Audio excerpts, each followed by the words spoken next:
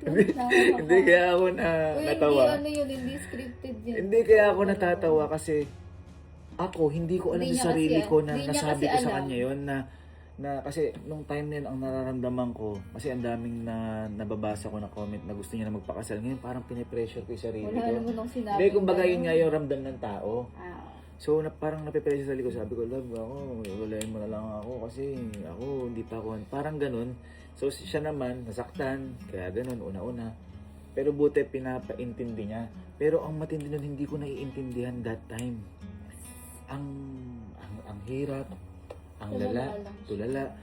Minsan, kumakain ako, umiiyak. Pag natutulog ako, habang ano yung ginagawa ko? gumagalaw yung pa. Gumagalaw daw yung pa ako nang hindi ko alam talaga kung ano-ano yung nangyayari. Puro panaginip yung ako. At saka guys, kung nasabi ko na, di ba, nag-post sila ng video. Kung ba't sila nag-post ng video sila Allen? Is para yun sa mental health awareness, sana.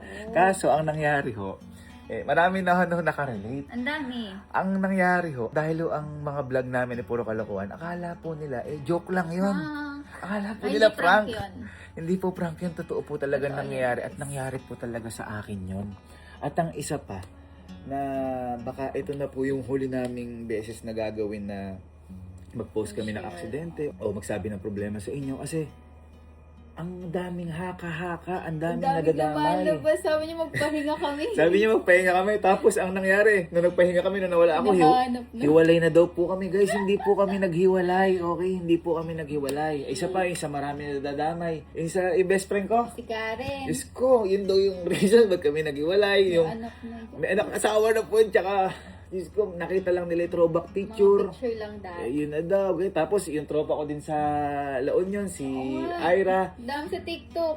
Kung ano-ano yung lumalabas sa TikTok, may nakita rin na kumakain kami na marami, magkatabi lang kami. Hindi dahilan kung ba't kami nag-iwalay. Guys, hindi yun, tropa po yun. Tropa yun guys. Tropa po namin, alam po ni Elma yun. Kaya, pati si Mang Pao, yung sekretary po namin Pati dito. si Mungpaw, Diyos, may asawa na yun. Diyos ko, may asawa po yung kasal po yun. Yung asawa po nung kaibigan po namin. Yes. Nalilink sa akin. Minsan nalilink kay Kelsey. Hindi lang naman sa akin. Kay Kenneth, kay Bernel. Diyos ko guys, nakakahiya. Kaya kami, kinontak ho namin kagad sila. Kasi hiyang-hiya po kami. Actually, natatawa lang naman po sila sa mga nangyayari. Kaso nga lang, kami nakakahiya kasi hindi po nila alam na nadadamay. At hindi lang po yun, marami pang... Sa iba yung mga comment ng tao. Ang dami pong kinokonekta. Kaya baka huli na po namin yun na kasi nakakatakot. Ang daming nangyayaring hindi totoo.